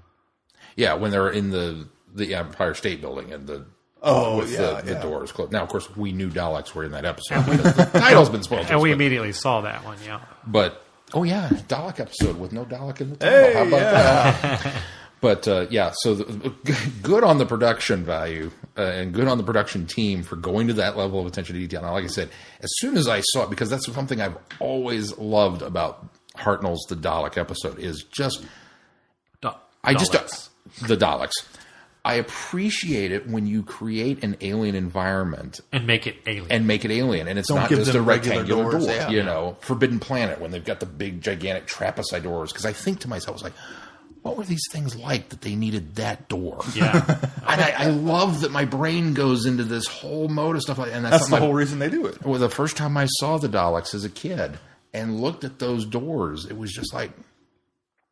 And I don't know why they're... dome-shaped. Well, because it's a dome head going through it. Now, I don't understand why they're shaped slightly wider at the one end, because that means all the Daleks pass through them sideways. But, I think that's so that... That's where that mechanism for the hinge for the door is. They have to do it. They're just a little bit wider. But as soon as they let the doctor off, I went, all right. So the reveal was a little bit of a letdown. But again, the performance is totally made up for it, because it was just like, Now, and for those that didn't have the history of the show and know Descaro as well, because it hasn't been mentioned as much in the new series. Yeah. It's telegraphed and explained it, and you get the gravity of the situation if you don't know the classic history. And I don't know if I talked about this much, so forgive me to segue a little bit, but I did get to the theater event and saw it in 3D, and it was marvelous. And they did... Dark Water, Death in Heaven. Dark Water, Death in Heaven. That was on Tuesday and Thursday. And they did the prequel that we got to see with Borth, and it was called The Doctor's Meditation. And after that was an interview with Jenna Coleman and Peter Capaldi, and moderating that interview doing the interview was Will Wheaton, and of Nerdist fame, and friend of the show, Will Wheaton, Star Trek, big Whovian fan. Anyway, so he had asked Capaldi, the last question he asked was, "What can we expect going into this? What do people need to know?" And Peter Capaldi said, straight off, he says, "Brush up on your Dalek history." So this was a huge payoff, too, from that moment, because I thought, could I know a lot of Dalek history? I don't have to do a lot of brushing up. And so when this came about, it was very satisfying that, hey, Peter Capaldi just hit the nail on the head. Because not only are we getting elements of Genesis of the Daleks, we're getting elements all the way back to the Daleks, with the Dalek City and the doors and even the room that we come into and they bring Clara and Missy into is very that sterile atmosphere, that very metallic atmosphere that we had in the Daleks with Hartnell. And the waiting room prison area that they were holding them before they went felt very much like the one from the Daleks. Yes, and much like going back to Into the Daleks. Although at least they got a window. At least Clara and Missy got a window. They didn't get a window in there. But it's nice that while Capaldi is in the role, that they're pulling back more to the Daleks. Yep. Because Into the Dalek, we got the references there, and which is funny because fandom has been trying its hardest to retcon the inconsistencies that were brought about with Genesis, and it sounds like Moffat's going to just say, "I'll fix it. Don't worry. We'll work on it. I'll fix it. Don't worry." I may be eating crow next week, but so far I love how this two-parter has been structured. It gives it time to breathe, and unless they do something really weird next episode, it's not going to be like Dark Water, Death in Heaven, where it's two distinct episodes. Yeah, or where it feels like a huge tonal shift. Yeah, exactly. I think we're going to get the tonal shift. I can come down on the fact that I think we're, especially when it's revealed that the Doctor's been planning this kind of all I would wait. I would expect if they're going to reveal that, it'll be at the end. I hope so. But I think they're going to have to. I mean, we're going to get the explanation of what happened to Clara and Missy, although we already have presumed what's happened to Clara and Missy. I mean, that's something that's come about. But I really feel like this was a fantastic setup for whatever they do. Even if there's a huge tonal shift, this was a wonderful setup to next week, and I'm so excited to see more. So excited. I just love the pacing of the entire episode. Yeah. It just took its time. time. It didn't feel rushed at all. It doesn't feel rushed, but it doesn't feel slow. No, it doesn't. It doesn't drag. There's no moment where there's any downtime. It's just, but it's paced out really well. Can we talk about the absolute best thing in this episode? Special weapons, Dalek? Well, the second best thing in this episode. Davros. Oh. The performance. Who's performing Davros? It's the same guy from Stolen Earth and Journey's End. Yeah. He's... I had to do some digging to look it up. I found the credits. I love the leaning on the hand. I love the fact that he's coming across as though he's very aged. He is dying. And even when he'll put his hand down to do something, because he has no use of the other hand. Yeah. This way. And he has no use of his left hand. So he has to use the right hand that he's very much so supporting his head. And every time he'll put his hand down to do something, his head would drop. As though he's very weak. He doesn't have the strength to even keep his head up. And that's why he rests it on his hand. I love the fact that, and we can explain it's probably away. The most subtle performance of Davros I've ever seen. That's it. But powerful at the same time. We can explain away. That's why it's so powerful. We can explain away the fact that he's weak, and that's why it's subtle and muted. But I so love the fact that it feels more like Genesis. Yes, Davros. It sure does. Well, and it almost gives it's not screaming maniacal. You're not right. once raised his voice. He not once did. He's being very calculating and very in the moment. Oh, it feels very much like the Davros Big Finish performance. The wonderful line where he says, "I approve of your face. It's much more like mine now." and when the Doctor's pleading with him, don't let them kill Clara, and he says, "I'm merely their creator. I don't control them." And I go, there's so much. Every Davros line in this is golden, and that one in particular speaks volumes about how the fact that he's kind of finally come around to acknowledging how he's come to grips with I don't have any control, because old Davros would have been like, we're gonna go and you will obey me, and he'd scream at them, and then they would exterminate him, and then they'd come back for him again. And he's kind of come to grips with the fact that I've wound them up and turned them loose. But everything he says, from you're dreaming, master, I'm not, I'm anticipating, and he's got the sonic, or the lines on your face, or I still feel I was right to create the Daleks. You were so wrong. This is an old argument. We've had it before. Yep. And so it every single step. Even the line when you brought me to Skaro, and he says, "Of course, I come home to die with my children." Or somebody else says, "Where else does an old man go to die with his children?" But with his children. And then the final line of him about compassion and how he's going to prove him wrong. So we've gone through all this stuff, and that rolling thunderclap from the beginning is still reverberating through this whole thing. And then we get to an old argument, one we've had since the beginning, and he pushes the button.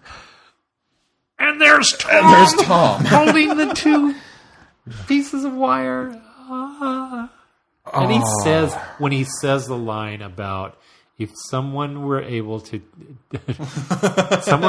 tell you the future, and they could tell you that a child would become a dictator and create it. Oh my gosh. And I thought, this setup from the very beginning with the dilemma that Davros is in as a child, and now the 12th Doctor, the Doctor is about to fulfill a self-prophecy about himself that we didn't see coming for 40 years. Oh my gosh! The magnitude of that moment, And it's not just the wires. That was fan service. Here's the moment. We all know where we're going to with this. Oh yeah, it It's was the previous line that. But it's the next line when he goes, if say someone shows you a child, and my jaw hit my lap again because I'd forgotten. Honestly, I actually had remembered that line after the cold open, like during the credits. That's what flashed through my mind was that line. Just my heart sunk. My heart sunk because I thought, I know where this is going. I know, and now we've all been. I'm teetering back and forth on the edge of super excited and super dread because the doctor has even said it himself. Could you then kill that child? And I live in abject terror until next week when we find out, is he going to do it? Is he going to attempt by ending with that scene, because I really thought when Clara died and the doctor's pawing at the door trying to get out, or seemingly died, I thought that was going to be it. That was going to be the cliffhanger. And then we go so far as to go into that next. And we've destroyed the TARDIS. Yeah, when the TARDIS is gone, and so now we show back up with Davros as a child. And pleading for him to come back, and then he's now behind him, and he turns around, and you promised to help me. You promised, and I'm going to save my. He promised to save me, and he says, "I'm going to save my friend," and he pulls that Dalek gun up from Remembrance, by the way, or Revelation. No, Remembrance. Not Remembrance. Not Remembrance. Not Remembrance. Not Resurrection. Resurrection. The gun from Resurrection. That what's his name was running around with. Peter Davison? Yeah. No, the other Peter guy. Davison Peter Davison does pick it up, but what was the guy's name that Lytton. Lytton's holding, running around with. And it's that gun, and he points it at him, and oh my gosh. I was like, okay, that's the best cliffhanger ever right there. It's like, that was so good. That's something else that tonally that you talked about with the feel of this episode. The fact that we've ended on a cliffhanger. Oh, I love that. Doctor Who is back, man. So much good in this. So much good in this. And I loved some of the comments that have been coming out that I've been seeing, and my favorite, I think, is somebody who said, "So now I know what classic Who fans went through in the wilderness years. You mean I got to wait until next week for this to come back?" So not even the wilderness years, in the heyday of Doctor Who, when you had to wait from week to week. Oh, incredible. What do we got coming up on the schedule, Sean? Well, funny you should mention pat that, on your Glenn. back. Pat on the back. With the advent, of course, we still have yet to post a schedule, so nobody will believe me, but it is at least done out. We've seen it. Keith and I can verify that he called this. Suspecting that Davros would be making a return in these episodes. Next week's Friday Night Who is appropriately enough the last time we saw Davros on the show. So we're going to do Stolen Earth Journeys In with David Tennant. So that is our Friday Night Who. If anybody wants to join me this week for a rewatch of Genesis of the Daleks 2, I think I'll be doing that sometime this week. I'll tweet that out. Let everybody know. I almost went with Destiny. Just because it was a Davros episode. But we haven't done it in a long time. And we haven't done that one in a while. But but this was so... It's very tied in with Genesis. From that line, it's tied in. Well, I tell you, I'm probably going to have to put Halloween watching on hold this week because I really considered going back and pulling out my Dalek episodes and watching the Daleks, which is a long one, 7 parts, but watching the Daleks, at least watching Genesis. I'd like to get more of them in between there because I have a feeling we're going to get a few more castbacks and surprises. But definitely do Genesis. I even thought about maybe throwing in, even though for some it's a stinker, but Destiny. I love Destiny. I love Destiny too. I enjoy Destiny. I've also even considered to go do the 3 R's before we get back, before we even get to Journey's End. Or Stolen Planet. Once Davros was revealed in the episode, like during the commercial breaks while we were fast forwarding, I was thinking to myself, because I couldn't remember what you had put for Friday Night Who. I thought to myself, I think tonight, because I need to stay up anyways, because I'm still on the overnights, I'm going to rewatch Journey's End and Stolen Earth Journey's End before I rewatch this episode. And then, now that that's on Friday Night Who, I didn't do that. I planned it ahead for you. So Stolen Earth Journey's End on the Friday Night Who. And of course, for those of you that maybe joined us at TopCon for The Rescue with William Hartnell. This is something that we do every week. Every Friday night at midnight, we watch an episode. The benefit to you is that this is a David Tennant episode, which means it's on Netflix and readily available and easy to join. Or you may already own it on DVD or Blu-ray. So definitely jump on and remember #Friday Night Who. The show next week, we will be discussing the continuation of this story, The Witch is Familiar, with an added bonus for you that we are going to do a non-spoilery review of a book that we'll be releasing this week. We're covering Lethbridge Stewart, the Schizoid. Schizoid. Schizoid. I can't Schizoid say that. Schizoid? I think The Schizoid Oath. Schizoid Oath. The Schizoid Earth, which is going to be released, and the good folks over at Candy Jar, right? Yeah. Candy Jar Publishing were good enough to get us a copy of that. So yes, and we want to thank you guys very much for getting us a review copy of this, because it gives us a little bit of a jump on being able to do this right near the release, which the release is Wednesday. Is that correct? I believe or is it is Thursday? Yes. I can't remember for sure exactly. It's this week. This week. Sorry, this week. So you'll be possibly Friday. Oh, is it? Isn't it Could the be. 25th? That could be right. Yeah. So it's this week. It'll be right on the heels of this releasing. So we're going to try to do a spoiler-free review, but we want to get this on the schedule and get this, put on there, get some, maybe generate some And for those that excitement want for to this read next it will be next month's Goodreads book club book. Oh, it is? Yes. Okay, good. I've already arranged it with Holly. Nice job. Of course, we'll have to wait a little bit longer to do an official, full-blown review on it because we're in the middle of Season 9 now. Yeah. We've got to go up all the way until... Well, at that point, we just have to review the spoilery things, so it could get squeezed in there. We'll have to go through December, maybe. I don't know. We'll work that in. But just wanted to give you guys a heads up that that'll be coming next week as well, and then the rest of the schedule will be posted by the time you listen to this, so at least through... Maybe through the end of Series 9. I don't know for sure if we'll go that far out. I may want to hedge my bets a little bit on the finale, but we think we've got some good stuff lined up. I believe so. One other quick item of note is if you enjoyed what you saw at TOPCON, would like more Who stuff, come and join us at Time Eddy down in Wichita. We've got 2 weeks to go for that one. So it's all Doctor Who, not so much everything else. And come and buy your tickets. And if you were at TopCon and you live in Topeka and you want to come see us again, we will be making a brief appearance at Slash and Bash next weekend on Saturday. Boom Comics here in town. That's at the near the corner of 21st and Gage. 21st and Gage, yep. Seabrook Shopping Center. Yep. And we want to. I touched base with Boom Comics, and they're ecstatic. They're excited that we're going to come and have some representation there as well. So, and thanks to Keith for inviting, not our Keith, but Keith. Other Keith. Yes, other Keith for inviting us. And anybody that joined us again, I think Sean said this at the beginning, but for all those people that joined us at TopCon, thank you. And if you're listening now because of that, welcome and thanks a lot. I hope you enjoyed it.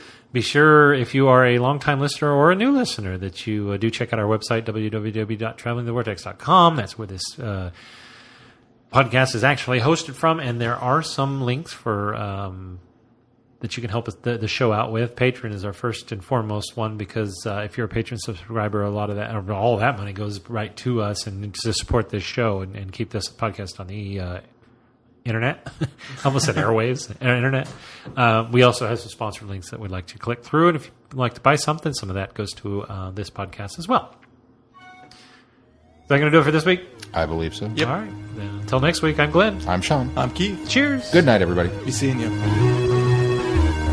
You have been listening to Traveling the Vortex. Doctor Who and all of its associated programs are owned and trademarked by the BBC.